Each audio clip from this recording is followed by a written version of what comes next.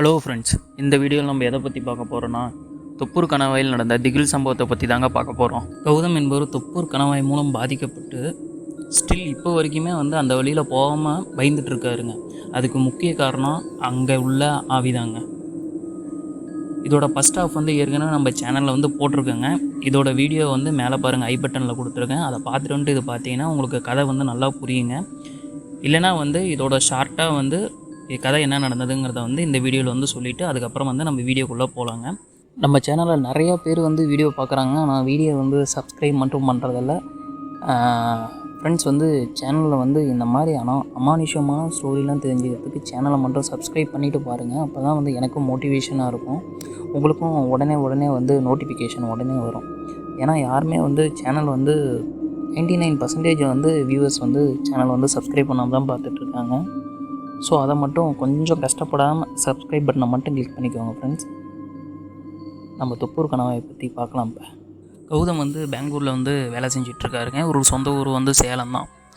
ஆனால் இவர் பெங்களூர்லேருந்து வேலை கிடச்சி பெங்களூரில் வேலை செஞ்சிட்ருக்கறனால எப்பயுமே இவர் வீக்லி டேஸில் சனி ஞாயிறானா வீட்டுக்கு வந்துடுவாருங்க. வரும்போது தொப்பூர் கணவாயை தாண்டி தாங்க வரணும். இவர் வீட்டுக்கு வரது முக்கிய காரணம் இவர் ஒரு லவ் பண்ணிகிட்ருக்காருங்க காலேஜ் லைஃப்லேருந்து. ஸோ அந்த பொண்ணு கூட டைம் ஸ்பெண்ட் பண்ணுறதுக்கு எப்பயுமே வந்துடுவார். சேம் அதே மாதிரி வந்துட்டுருக்கும் போது அந்த தொப்பூர் கணவாயில் இருந்த ஆவி மூலம் பாதிக்கப்பட்டுறாருங்க. பாதிக்கப்பட்டு அதிலேருந்து எப்படி வெளியே வரப்போகிறாருங்கிறத பற்றி தாங்க இது ஃபுல் வீடியோ. கௌதம் சேலத்தில் இருக்க வீட்டிலேருந்து வேலைக்கு கிளம்புறாருங்க. பெங்களூருக்கு போகணும், ஏன்னா லீவு தரமாட்டாங்க. இவர் அந்த ஆவி அவர் கூட தான் இருக்குங்கிறது இவருக்கு நல்லாவே தெரியும். அந்த பயத்தோடு தான் இவரும் கிளம்புறாருங்க பெங்களூருக்கு. போகும்போதே எப்பயுமே நீர் எங்கள் அம்மா வச்சுடுவாங்க வெண்ணங்குடி முனிப்பன் கோயிலேருந்து. ஆனால் அந்த நீருமே இவர் வச்சுக்காமல் இவர் வண்டி எடுத்துகிட்டு போயிடுறாரு. அந்த ஆவியும் பின்னாடி தான் உட்காந்துட்டு வருது. அந்த டைமே மணி ஒரு 6:30-7 பக்கமாக இருக்கும். அந்த டைமில் அவர் போயிட்டுருக்கும் போது தொப்பூர் கணவாய் பக்கமாக போகும்போது நல்லாவே தெரியுது, அந்த மிரரில் அந்த ஆவி அவர் பின்னாடி உட்காந்துட்டு இருக்கிறது, சாஞ்சிட்டு இருக்க ஃபீல் அவருக்கு நல்லாவே வருதுங்க. இவர் என்ன பண்ணுறது அப்படின்னு யோசிச்சுட்டு போகும்போது சாமி வேண்டிக்கிட்டே போயிட்டுருக்கும் போது அந்த ஆவி அதுக்கு முன்னாடி இவர் மேலே தப்பான எண்ணத்தோட கை வச்சுட்டு தாங்க வந்துட்டுருக்குது. இது அவருக்குமே தெரியும். இவருக்கு என்ன பண்ணுறது ஏது பண்ணுறதுன்னு தெரியல. இவர் சாமியை பற்றி இப்படி வேண்டிகிட்டே இருக்கும்போது திடீர்னு பார்த்தா அவர் வண்டிக்கு முன்னாடி போயிட்டுருக்கும் போது அவருக்கு முன்னாடி அந்த ஆவி நிற்குதுங்க. டப்புன்னு நின்னதை பார்த்தோன்னா இவர் வண்டி செட் ஆகி கீழே விழுந்துடுறாரு. கீழே விழுந்தோன்னா பின்னாடி ஒரு கார் வேகமாக சல்லுன்னு வந்துட்டுருக்க கார் இடிக்கிற மாதிரி பிரேக் போட்டு அவங்க பக்கத்தில் இருக்க பேரிகார்டில் இடித்து வண்டியை நிறுத்துகிறாங்க. இவர் கீழே விழுந்து அவருக்கு மயக்கத்தில் விழுந்துடுறாருங்க. அவருக்கு கை ஃப்ராக்சர் ஆகிடுது, அது இல்லாமல் தலையில் அடிங்க. இதெல்லாம் நடந்துக்கிட்டே இருக்கும்போது அவர் பாதி கான்சியஸாக தாங்க இருக்கார். அவர் பார்க்குறாரு, அந்த ஆவி இவரை பார்த்து சிரித்தபடியே பார்த்துட்ருக்குதுங்க. அதுக்கப்புறமேட்டு ஆம்புலன்ஸ்லாம் பக்கத்தில் இருக்கிறவங்க வர சொல்லி இவர் ஹாஸ்பிட்டலுக்கு எடுத்துகிட்டு போகிறாங்க. இவர் சொல்ல போனால் தொப்பூர் கணவாய்க்கும் தீவிட்டிக்கும் இடையில தாங்க இந்த மாதிரி நடுவில் தான் நடந்திருக்கு. இந்த நடந்துட்டு இருந்தனால என்ன பண்ணுறாங்கன்னா தீவிட்டியில் இருக்க ஹாஸ்பிட்டலுக்கு அந்த ஆம்புலன்ஸ் இல்லைன்னு இவர் கூட்டிகிட்டும் போயிடுதுங்க. ஹாஸ்பிட்டல் கூப்பிட்டு போயிடுறாங்க. ஹாஸ்பிட்டலுக்கு கூப்பிட்டு போனோன்னா ட்ரீட்மெண்ட்லாம் ஆரம்பிக்கிறாங்க. ஆம்புலன்ஸ் டிரைவரே எங்கள் வீட்லேயும் இன்ஃபர்மேஷன்லாம் கொடுத்துட்றாரு. இப்படி ஆக்சிடென்ட் ஆகிடுச்சு, இந்த இடத்துல வந்துருங்க அப்படின்னு சொன்னோன்னா எங்கள் வீட்டில் இருக்கிறவங்களும் உடனே கிளம்பி வராங்க பதறி அடிச்சுக்கிட்டு. அதுக்கப்புறமேட்டு இங்கே ஹாஸ்பிட்டலில் ஃப்ராக்சர் ஆச்சு, தலையில் அடிபட்டுருக்குது. 10 தையல் தலையில் போட்டிருக்காங்க. கை கட்டியிருக்காங்க. கட்டிட்டு அன்கான்சியஸாக தாங்க இருக்கார். எப்படி இருந்தாலும் ஒரு நாள் ஆயிரம் முடிக்கிறதுக்கு அப்படின்னு டாக்டர் சொல்ல, அதுக்கப்புறமேட்டு 2 நாள் கழித்து நீங்கள் கிளம்புங்க அப்படின்னு சொல்லிடுறாங்க. மொத்தம் 3 நாள் ஹாஸ்பிட்டலில் மட்டும் இருக்கணுங்க. இவர் அந்த மயக்கத்தில் இருக்கும்போது அந்த ஆவி இவர்கிட்ட பேசுதுங்க. நீ என்ன விரட்டணும் அப்படின்னு நினச்சி நீ சாமிக்கிட்ட வேண்டினா உன்னை நான் கொன்றுவேன் அப்படின்னு அது பேசுதுங்க. சிரித்தபடியே அது பண்ணிகிட்ருக்குங்க. இவர் அதிட்ட எதுவும் பேச முடியல, எதுவும் பண்ண முடியல. ஆனால் அந்த உருவம் நம்மள்கிட்ட பேசிகிட்டு இருக்கு அப்படிங்கிறது அவருக்கு நல்லாவே தெரியுதுங்க. இந்த மயக்கத்தில் அந்த ஆவி இவரோட எப்படி எப்படி வாழணும், என்னென்ன பண்ணணுங்கிறது அது ஒரு கனவு மாதிரி அவருக்கு போயிட்டே இருக்காங்க. இதே நடந்துகிட்ருக்குது. அதுக்கப்புறமேட்டு இவரும் முழிச்சிடறாரு. வீட்டில் இருக்கிறவங்க கேட்குறாங்க, எப்படி ஆச்சு, என்ன ஆச்சு, எப்படி போய் விழுந்தா அப்படின்னு கேட்கும்போது இவர் சொல்கிறாருங்க, இல்லை தெரியல, போயிட்டு இருந்தேன், திடீர்னு வண்டி ஸ்கிட் ஆகிடுச்சு அப்படிங்கிற மாதிரி இவர் சொல்லிட்டு முடிச்சிடுறாருங்க. அதே மாதிரி அவங்க வீட்டாரும் விசாரிச்சிருக்காங்க, எப்படி ஆக்சிடென்ட் ஆனிச்சு, ஏதாவது வண்டி இடிச்சிருச்சா, இல்லை ஏதாவது நடுவில் ஏதாவது குறுக்கில் ஏதாவது நாய் அந்த மாதிரி ஏதாச்சும் வந்துருச்சா அப்படின்னு கேட்டிருக்காங்க. முன்னாடி போன கார் டிரைவரும் இல்லைங்க, நல்லா தான் போயிட்டு இருந்தார், திடீர்னு வண்டி ஸ்கிட் அடிச்சிட்டாரு அப்படின்னு அவரும் சொல்ல, இவங்க சொன்னது இவர் சொன்னதும் ஒத்து போக வந்து வீட்டில் இருக்கிறவங்க சரி ஓகே ஏதோ நம்ம கெட்ட நேரம் அப்படின்னு நினச்சிட்டு அவங்களும் வந்து சிம்பிளாக விட்டுறாங்க. சிம்பிளாக விட்டுட்டு ஹாஸ்பிட்டலில் தாங்க ஒரு 2-3 நாள் இருக்கார். அதுக்கப்புறமேட்டு வீட்டுக்கு வந்து டிஸ்சார்ஜ் பண்ணி கூப்பிட்டு வராங்க. ஆக்சிடென்ட் ஆனவே பொதுவாக நம்ம வீட்டில் வந்து என்ன பண்ணுவோம், ஒரு கோவிலுக்கு போயிட்டு வருவோம், டைம் சரியில்லை பையனை அப்படின்ட்டு வரும்போது இவங்க இங்கேருந்து தீவிட்டிப்பட்டியிலேருந்து தானே வராங்க. வரும்போது வெண்ணமுடி உமைப்பன் கோவில் தாண்டி தான் போகணும் வீட்டுக்கு. ஸோ அதனால் அவங்களும் வந்து என்ன பண்ணிடுறாங்க, சாமி கும்பிட்டு போகலாம் அப்படின்ட்டு வந்து இவரையும் கூட்டிகிட்டு அங்கே வெண்ணங்குடி முனிப்பன் கோவிலுக்கு போகிறாங்க. போயிட்டு வந்து நீரும் வந்து இதை சாமி கும்பிட்றாரு. சாமி கும்பிட்டு அந்த நீரையும் வச்சுக்கிறாரு. வச்சிட்டு இருக்கும்போது அங்கே இருக்க பூசாரி வந்து பார்க்குறாரு. பார்த்துட்டு வந்துட்டு அந்த தம்பியை பார்த்துட்டு கேட்குறாருங்க, என்னப்பா ஆச்சு, ஏதாச்சு, எப்படி விழுந்த அப்படின்னு கேட்கும்போது, இப்படி தான் நான் வண்டியில் வந்துட்டு இருந்தேன், வண்டியில் வரும்போது இப்படி சறுக்கி விட்டுருச்சு, சறுக்கிட்டு விழுந்துட்டேன் அப்படிங்கிற மாதிரி அவரும் வந்து நடந்த உண்மையில எதுவும் சொல்லுவாங்க பூசாரிக்கிட்டே. ஏன்னா வந்து அந்த ஆவி தான் பயன்படுத்தி வச்சுருக்குல்ல, எங்கள் வீட்டில் இருக்கிறவங்கள கொன்றுவேன், நீ கல்யாணம் பண்ணிக்க போகிற பொண்ணையும் கொன்றுவேன் அப்படிங்கிற மாதிரி சொன்னனால அவரும் வந்து உண்மையை சொல்லலைங்க. பூசாரிக்கு வந்து அது தப்பாக தாங்க தெரிஞ்சிருக்குது. அவர் வந்து அவருக்கு ஏதோ தெரிஞ்சிருக்குங்க. தெரிஞ்சனால அவரும் என்ன சொல்கிறாரு, இந்தப்பா இந்த கயிறு வெண்ணங்குடி முனிப்பன் கோயிலில் எப்பயுமே ஒரு கயிறு தருவாங்க, சாமி பாதத்திட்ட வச்சுக்கிட்டா கயிறு எடுத்து கொடுக்குறாங்க, இதை கட்டிக்கோ அப்படின்ட்டு வந்து அவர் கையிலேயே வந்து அவர் கட்டி விடுறாருங்க. கட்டி விட்டு இந்த எலுமிச்சம்பழம் வச்சுக்கோ, நீ தூங்கும்போது தலைமாட்டுக்கிட்ட அப்படின்னு சொல்லி கொடுக்குறாருங்க. வீட்டில் இருக்கிறீங்கன்னா அவர் சிம்பிளாக வந்து கோயிலில் போனால் அப்படி பண்ணுவாங்க அப்படிங்கிறனால அவங்களும் பெருசாக எடுத்துக்கல. அதுக்கப்புறம் கொடுத்து விட்றாங்க. இவரும் வந்து வீட்டுக்கு வந்துடுறாரு. வீட்டில் வந்துட்டு ரூமில் தாங்க வந்து ஒரு 8-9 மணி வரைக்குமே வெளியே தாங்க இருக்கார். ஹாலில் எல்லாத்திட்டையும் பேசிக்கிட்டு உட்காந்துட்ருக்காங்க. ஒரு ஆக்சிடென்ட் ஆகிடுச்சின்னு சொந்தக்காரங்களாம் வராங்க பார்க்குறதுக்கு. வந்து பார்த்துட்டு பேசிட்டு தாங்க இருக்காங்க. எல்லாம் பேசி முடிச்சுட்டு ஒரு 10 மணி பக்கமாக ரூமுக்கும் போகிறாரு. பூசாரி சொன்ன மாதிரி எலுமிச்சம்பழமும் வச்சுருக்காரு. கையில் அந்த கயிறு இருக்குது. இவரும் வந்து அன்றைக்கி நைட்டு ஃபுல்லாக வந்து நிம்மதியாக தாங்க தூங்குறாரு. எந்த ஒரு பிரச்சனையும் இல்லை, அவர் தூங்கிட்டு தான் இருக்கார். இவர் வந்து இன்னொரு விஷயம் என்னென்னா, அவருக்கு வந்து அந்த பயம், கயிறு கையில் கட்டியிருக்காங்க, இது இருக்குது, அந்த ஆவி ஏதாச்சும் வந்து நம்ம குடும்பத்தில் இருக்கிறவங்க பண்ணிடுமோ அப்படிங்கிற பயத்தில் வந்து அவரும் இருக்கிறாரு. ஆனால் வந்து என்ன ஒரு விஷயம்னா, இங்கே கோயிலுக்கு போயிட்டு வந்ததுலேருந்து இவருக்கு அந்த மாதிரி அந்த ஆவியோட அமானுஷமே எதுவுமே தெரியல. இது இவரும் நல்லா ஃபீல் பண்ணியிருக்காரு. அன்றைக்கி நைட்டும் வந்து தூங்குறாரு பயத்தோடு தான். ஆனால் அவருக்கு எந்த ஒரு பிரச்சனையும் இல்லைங்க. வந்து மாத்திரை போட்டு தூங்கணும்னா அவர் பாட்டுக்கு நிம்மதியாக தூங்குறாரு. எந்த ஒரு கனவும் வரல, எதுவும் வரல. 1 வீக்காகவே கௌதமுக்கு வந்து எந்த ஒரு பிரச்சனையுமே இல்லைங்க. அவர் வந்து நிம்மதியாக இருக்கார். அந்த 1 வீக்கில் வந்து எந்த ஒரு கனவும் வரல, அந்த பொண்ணோட வந்து இதுவும் எந்த பிரச்சனையும் இல்லை. அவருக்கு வந்து அப்போ வரைக்குமே வந்து என்னென்னா, நம்ம கோயிலுக்கு போயிட்டு வந்தனால வந்து சரியாயிடுச்சு அப்படின்னு மட்டும்தான் நினச்சிட்ருக்காரு. சரி ஓகே அப்படிங்கிற மாதிரி வந்து ஒரு 1 வீக் பக்கமாக தாண்டுது. அவருக்கும் வந்து வலியெலாம் கொஞ்சம் கம்மியாகுதுங்க. கை வலி இதெல்லாம் கம்மியாகிட்ருக்குது. இது மாதிரி கம்மியாகிட்டு இருக்கும்போது திருப்பி வந்து டாக்டர் வந்து செக்அப் பண்ண போகும்போது வந்து கையில் வந்து ட்ரிப்ஸ் ஏற்றுறதுக்காக வந்து இது பண்ணியிருக்காங்க. ஏன்னா வந்து உடம்புல வந்து அவருக்கு சத்து அதிகமாக இல்லை, சத்துலாம் கம்மியாகிடுச்சு. ஸோ வந்து கையில் வந்து ட்ரிப்ஸ் ஏற்றுனா வந்து அந்த இடத்துல வந்து கயிறு கட்டியிருக்காங்க. இந்த கயிறு கட்டியிருக்கிறதுனால அவரும் என்ன பண்ணிட்டாரு, அந்த கயிறு வந்து அவுக்கணும் அப்படிங்கிறதுனால வந்து அங்கே கட் பண்ணி விட்டுறாங்க. கட் பண்ணி விட்டு ட்ரிப்ஸை ஏற்றுறாங்க. ட்ரிப்ஸை ஏற்றி அன்றைக்கி நைட்டு எப்பயும் போல் வராரு. வெளியெல்லாம் பேசிகிட்டு இருக்காங்க. பேசி முடிச்சுட்டு ரூமுக்கு போய் தூங்குறாருங்க. அன்னையிலேருந்து தாங்க திருப்பியும் அவரை விட்டு அதே ஆத்மா திருப்பியும் அவரை வந்து டார்ச்சர் பண்ண ஆரம்பிக்குதுங்க. அது வந்ததில் வந்து இவரை பயங்கரமாக கொடுமைப்படுத்துதுங்க. அந்த அவர் தூங்கிட்டுருக்காரு. தூங்கிட்டு இருக்கும்போது அவர் கனவு ஃபுல்லாக எப்படி வருதுன்னா, இது ஃபுல்லாகவே வந்து அவர் கை அடிப்பட்ட கையை வந்து அழுத்துற மாதிரியும், அந்த தலையில் வந்து அடிப்பட்டிருக்க தலையில் வந்து பிடிச்சி ஒருத்தர் நெக்கத்தை 5 விரலை வச்சு இப்படி அழுத்தினா எப்படி இருக்கும் அந்த பொண்ணு மேலே, அந்த மாதிரி வலிங்க. அவரால் வலி தாங்கவே முடியல. அவரால் எந்திரிக்கவும் முடியல. நீ கோயிலுக்கு போயிருக்க, என்னை அழிக்க போயிருக்க, நான் உங்கள்கிட்ட வரக்கூடாதுன்னு பண்ணியிருக்கேன் அப்படின்னு இப்படின்ட்டு வந்து ஏகப்பட்ட பிரச்சனை பண்ணுதுங்க அந்த ஆவி. அவரை வந்து கொடுமைப்படுத்துது. அவர் தூக்கத்துலேருந்து எந்திரிச்சு பார்க்குறாரு. ஒரிஜினலாகவே அந்த ஆவி வந்து அவர் மேலே தாங்க உட்காந்துட்ருக்குது.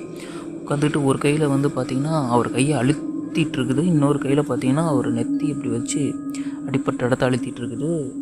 இதெல்லாம் அவர் பார்த்துட்டு அந்த முகம் பார்த்திங்கன்னா பயங்கர கொடூரமாக இருக்குதுங்க. கருப்பு கலரில் அந்த ரத்தம்லாம் அழுகி போய் அந்த ரத்தம் வந்து ஸ்வெட் ஆகுதுங்க. அவர் ஃபேஸில் வந்து இப்படி சைடில் ஸ்வெட் ஆகிட்டு இருக்குது. கன்னத்தில் அந்த பல்லு கிழிஞ்சு போன உதடு, மூளையே பாதி வெளியே வந்த மாதிரி தான் இருக்குன்னு சொல்லியிருப்பான். அந்த மாதிரி பாதி மண்டை தான் இருக்குது, பாதி மண்டை இல்லை. இந்த மாதிரிலாம் இருக்கும்போது அப்படியே அவர் பார்க்குறாருங்க. அவருக்கெல்லாம் வந்து அவ்வளோதான், இன்றைக்கி நம்ம செத்துருவோம் அப்படிங்கிற மைண்ட் செட்டுக்கு வந்துடுறாரு. அப்படியே பயந்துக்கிட்டே வந்து கடவுளை வேண்டுறதுக்கு ட்ரை பண்ணுறாரு. அது வேண்ட ஆரம்பிக்க அந்த ஆவியோட இன்னும் பயங்கரமாக இருக்குங்க. அவருக்கு என்ன பண்ணுறது ஏது பண்ணுறதுனே தெரியாமல் வந்து படுத்துட்ருக்காருங்க. அந்த ஆவி வந்து பயங்கரமாக டார்ச்சர் பண்ணுது. உன்னை கொன்றுவேன், உன்னை கொன்று கூப்பிட்டு போயிடுவேன் இன்னும் 2-3 நாளில் அப்படிங்கிற மாதிரி அந்த ஆவி வந்து பயங்கரமாக பேசுதுங்க இவர்கிட்ட. இவர் வந்து அந்த இடத்துல எதுவுமே ரியாக்ட் பண்ணவே முடியல. அது அவ்வளோ ஆக்ரோஷமாக இருக்குது இவர் மேலே. ஏன்னா வந்து இவர் தான் கோயிலுக்கு போய் அது பண்ணனால தான் வந்து அந்த ஆவி இன்னும் பயங்கர ஆக்ரோஷமாக இருந்தது. இது வரைக்கும் செக்ஷுவலாக வந்து டார்ச்சர் பண்ணிகிட்டு இருந்த ஆவி வந்து இப்போ கொடூரமாக சுயரூபத்தை வந்து காமிக்குதுங்க. அந்த டைமில் வந்து கௌதமோட ஃபோன் வந்து ரிங் ஆகிட்டே இருக்குங்க. யாருன்னு பார்த்தா வந்து அவங்க லவ் பண்ணுற பொண்ணு கால் பண்ணிக்கிட்டே இருக்காங்க அவருக்கு. அவங்க ஏன் கால் பண்ணிகிட்டே இருக்காங்கன்னா, இந்த கோயிலுக்கு வந்து எல்லோரும் போயிட்டு வந்தாங்க இல்லைங்க, அன்றைக்கி வந்து அவங்க லவ் பண்ணுற பொண்ணும் தான் வந்திருக்காங்க, அவங்க ஃபேமிலியும் தான் வந்திருக்காங்க. இவங்க ஃபேமிலி எல்லாருமே அந்த கோயிலுக்கு போயிருக்காங்க. எல்லாத்துக்குமே அந்த கைத்தையும் கட்டி விட்டுருக்காங்க. ஸோ அந்த டைமில் வந்து கரெக்டாக இந்த மாதிரி நடந்துகிட்ருக்கும்போது இவர் கொல்றதுக்கெல்லாம் பண்ணிகிட்டு இருக்கும்போது அவங்க ஃபோனுக்கு வந்து கௌதம் ஃபோனுக்கு அவர் ஃபோன் அடிச்சுக்கிட்டே இருந்திருக்காங்க. ஒரு 5-6 ஃபோன் வந்திருக்குங்க. அவர் ஃபோன் எடுக்கவே இல்லை. தூங்கிட்டாரால என்ன பிரச்சனைன்னு தெரில அப்படின்ட்டு வந்துட்டு இந்த பொண்ணு என்ன பண்ணுதுன்னா எங்கள் அம்மாவுக்கு ஃபோன் பண்ணுறாங்க. ஃபோன் பண்ணி வந்து பேசுகிறாங்க. ஏதோ உனக்கு தப்பாக தெரியுதுமா, நீங்கள் போய் பாருங்கள் கௌதம் என்ன பண்ணுறாருங்க அப்படின்னு பார்க்கும்போது அவங்க அம்மாவும் சரிம்மா இருமா பார்க்குறேன் அப்படின்னு லைன்லேயே வந்து போகிறாங்க. ரூமில் ஓப்பன் பண்ணி பார்த்தா அந்த உருவத்தை எங்கள் அம்மா பார்க்குறாங்க. பார்த்துட்டு அவங்களுக்கு பயங்கர பயம். கத்திட்டாருங்க. அவங்க கத்தி வந்து கத்தனை கட்டுக்கு வந்து பக்கத்து வீட்டாரே வந்து எல்லாருமே வந்து என்னாச்சு ஏதாச்சு அப்படின்னு வந்து கேட்குற அளவுக்கு வந்துட்டாங்க. வந்துட்டு கேட்கும்போது ஒன்றும் இல்லைங்க, பயந்துட்டேன் நார்மல் அப்படின்னு அவங்க சொல்லி சமாளிச்சிடுறாங்க. அவங்க என்ன பார்த்தாங்கன்னா எங்கள் அம்மா வந்து அவன் பையன் மேலே வந்து அந்த நெஞ்சு மேலே உட்காந்துட்டு அந்த பொண்ணு அழுத்திட்டு இது பண்ணிகிட்டு இருக்கிறது. பையன் வந்து துடிச்சிட்டு இருக்காருங்க. அவருக்கு வந்து மூச்சு திணறல் எல்லாமே இருக்குது. இப்படி துடிச்சிட்டு இருக்காரு. அதை கத்தினதுக்கப்புறம் தான் அதுலேருந்து அவர் ரிலீஃபே ஆகிருக்காரு. அந்த ஆவி வந்து அப்போ தான் வந்து மறைஞ்சி போயிடுச்சு. போனதுக்கப்புறம் எங்கள் அம்மா வந்து ஓகே நம்ம பையனுக்கு இப்படி ஒரு பிரச்சனை இருக்குது அப்படின்ட்டு வந்துட்டு எல்லாம் தெரிஞ்சுட்டு இவங்க என்ன பண்ணுறாங்க, இதே வந்து கோயிலோட கயிறு வந்து இன்னொன்று வச்சுருக்காங்க எக்ஸ்ட்ரா.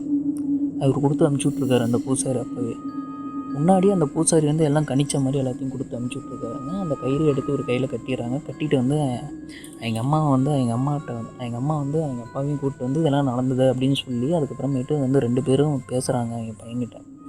என்ன ஆச்சு, என்ன பிரச்சனை, ஒரு உருவம் இருந்தது அப்படின்ட்டு வந்து உட்காந்து எல்லாம் அவங்க அழுதுகிட்டே கேட்கும்போது வந்து சொல்கிறாருங்க, இப்படி தான் நடந்தது, இப்படி தான் நடந்துகிட்ருக்குது டெய்லியும், அந்த ஆவி என்னை குடும்பப்படுத்திட்டு இருக்குது, இதெல்லாம் உங்கள்கிட்ட நான் சொன்னேன்னா உங்களையும் கொண்டுருவோன்னு என்னை மிரட்டுது, எனக்கு என்ன பண்ணனே தெரியல அப்படின்னு அவரும் அழுதுகிட்டு சொல்கிறாருங்க. அந்த டைம்லையுமே வந்து அந்த ரூமில் வந்து அவங்க வீட்டில் இருக்க பொருள்லாம் வந்து யாரோ தூக்கி போட்டு டப்புன்னு உடைக்கிறாங்க, இது பண்ணுறாங்க அது பண்ணுறாங்க. இவங்களுக்கு பயங்க. அந்த ஒரே ரூமில் தான் 3 பேருமே இருக்கிறாங்க. பார்த்தா வந்து கரண்ட்டும் திருப்பி ஆஃப் ஆகிடுது. எங்கள் அம்மா எல்லாம் ஃபோன் லைட்டில் தாங்க எல்லாம் உட்காந்துட்ருக்காங்க. நைட்டு விடிய 3 பேருமே தூங்கலை. இதுக்கு ஒரே வழி வந்து நம்ம அந்த வெண்ணங்குடி முனிப்பன் கோவிலுக்கு தான் போனால் தான் இதுக்கான சொல்யூஷன் வந்து கிடைக்கும் அப்படின்ட்டு எல்லாம் உட்காந்துட்ருக்காங்க. அந்த கத்தும் போது அந்த பொண்ணும் லைனில் தானே இருந்தாங்க. அவங்களும் என்ன பண்ணிட்டாங்க, எங்கள் வீட்டில் சொல்லிட்டு நாங்கள் கிளம்பி போகிறோன்னா எங்கள் அப்பாவும் அந்த பொண்ணு வந்து கிளம்பி இங்கேயே வந்துட்டாங்க. அவங்களும் வந்துட்டு எல்லாத்தையுமே கேட்குறாங்க. கேட்டு இல்லை கண்டிப்பாக இல்லை நாளைக்கு நம்ம போயிடலாம் அப்படின்னு வந்து காலையிலே வந்து அவங்க அந்த பொண்ணை எங்கள் அப்பாவே வந்து கார் வச்சுருக்காருங்க. அந்த கார்லேயே வந்துட்டு ஃபேமிலி எல்லாமே வந்து கிளம்பி போயிடலாம் அப்படின்னு பேசிகிட்டே இருக்காங்க. வீட்டில் வந்து இருக்க எல்லா பொருளும் உடையுதுங்க. டிம்மு அது இதுன்னு உடையுதுங்க. ஒரு பொண்ணு அதுக்கப்புறமேட்டு அழுகுற சவுண்டு வந்து தனியாக கேட்குதுங்க. அது இல்லாமல் வந்து இவர் பேரை சொல்லி வந்து கூப்பிடுதுங்க. அப்புறம் இதெல்லாம் கேட்டுட்டு கௌதம் இங்கே வா அப்படின்னு கூப்பிடுதுங்க. அதெல்லாம் கேட்டோன்னா எங்கள் அம்மா எங்கள் அப்பா அவருக்கு எல்லாத்துக்குமே வந்து கை கால் தொடலாம் நடுங்க ஆரம்பிச்சிருச்சு. என்ன பண்ணுறதுனே தெரியல அப்படிங்கிற மாதிரி உட்காந்துட்டுருக்கோம். அந்த டைமில் வந்து இவங்களும் உள்ளே வந்துடுறாங்க.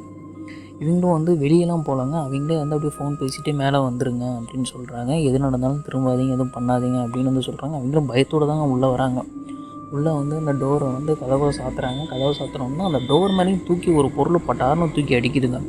டோர் சாத்திட்டு உள்ளே உட்காந்தோம்னா இதே விஷயம் வந்து கண்டினியூஸாக நடக்குதுங்க. ஒரு பொண்ணு ஓடுற மாதிரி, அலற மாதிரி, கத்துற மாதிரி, நீ வெளியே வரலன்னா உன்னை கொண்டுருவோம் அப்படின்னு மிரட்டுதுங்க. பயங்கரமான விஷயத்த அந்த பேய் வந்து பண்ணிக்கிட்டே இருக்குது. இவங்க நைட்டு காலையில் எப்படா 6 மணி ஆகும் அப்படின்னு வெயிட் பண்ணிகிட்டே இருக்கேன். காலையில் 6 மணி ஆனதுக்கப்புறமேட்டு அந்த சவுண்டு 5 பண்ணி பக்கமாலாம் எல்லாமே ஆஃப் ஆயிடுதுங்க. எந்த ஒரு பிரச்சனையும் இல்லை. அதுக்கப்புறம் இவங்க 6:30 மணி பக்கமாக தாங்க எல்லாருமே ஒவ்வொருத்தராக வெளியே வர ஆரம்பிக்கிறாங்க. கௌதம் கூட எங்கள் அப்பாவும் அவங்க அந்த பொண்ணும் எங்கள் அப்பாவும் வந்து 3 பேருமே வந்து ஒட்டுக்காக தாங்க வெளியே வராங்க. வெளியே வந்துட்டு ஃபஸ்ட்டு அந்த வீட்டை விட்டு வெளியே வந்துடுறாங்க. வெளியே வந்துட்டு ஃபஸ்ட்டு வந்து நம்ம போக வேண்டியது வந்து வெண்ணங்குடி முனிப்பன் கோயிலுக்கு தான் போகணும் அப்படின்னு வெண்ணங்குடி முனிப்பன் கோயிலுக்கு போகிறாங்க. போயிட்டு அங்கே பூசாரி வந்து பார்த்து இப்படிலாம் நடக்குது சாமி அப்படின்னு சொன்னோன்னே அந்த பூசாரி சொல்கிறாரு, இதெல்லாம் நான் ஏற்கனவே கணிச்சுதாம்மா அந்த கயிறு இதெல்லாம் கட்டி விட்டேன். ஆனால் அந்த கயிறு வந்து கையிலேருந்து அவுத்து தொட்டி அதோட சுயரூபத்தை திருப்பி காட்ட ஆரம்பிச்சிருச்சு. ஸோ இதை வந்து நம்ம பூஜை பண்ணி தான் துரத்தி ஆகணும் அப்படின்னு வந்து அந்த பூசாரியும் பேச, இவங்களுக்கும் வந்து சரி சாமி இதுலேருந்து எங்களை வெளியே கொண்டு வாங்க அப்படின்னு வந்து அவரும் சொல்கிறாருங்க. பூஜை பண்ணுறதுக்கான பொருள்லாம் வாங்கி கொடுத்து அன்றைக்கி பூஜையும் பண்ண ஆரம்பிக்கிறாங்க. பூஜை பண்ணுறதுக்கு என்னென்ன வாங்குறாங்கன்னா, பூஜை பண்ணுறதுக்கான பொருள், அதுக்கப்புறமேட்டு ஒரு சேவல் வாங்குகிறாங்க. ஒவ்வொரு சேவல் வாங்கிட்டு அதுக்கப்புறமேட்டு பூஜையை வந்து ஆரம்பிக்கிறாங்க. ஆரம்பித்தோடனே வந்து அந்த கௌதம் வந்து அப்போ வரைக்கும் நார்மலாக தாங்க இருக்கார், எந்த ஒரு பிரச்சனையும் இல்லை. கௌதம் கையிலேருந்து அந்த கபரை அறுத்து வெட்டி பூஜை பண்ண ஆரம்பித்து ஒரு 1/4 மணி நேரத்தில் வந்து அந்த ஆவி வந்து கௌதம் உடம்புல இறங்குதுங்க. இறங்கினதுக்கப்புறமேட்டு பூசாரி வந்து கேட்குறாருங்க, நீ யார், எதுக்கு வந்த அப்படின்னு கேட்கும்போது அந்த பொண்ணு வந்து சிரிக்குதுங்க. அகோரமாக சிரிச்சுக்கிட்டு நக்கலாக வந்து எல்லா பதிலுமே வந்து இவர் கேட்க, நீ இவனை விட்டு போய் தான் ஆகணும் அப்படின்னு கேட்கும்போது நக்கலாக பதில் சொல்லுதுங்க, நான் போக மாட்டேன், எனக்கு கூட்டிகிட்டு தான் போவேன், நேற்று அவன் செத்துருக்கணும், எங்கள் அம்மா வந்து காப்பாற்றிட்டா அப்படின்னு வந்து பேசுதுங்க.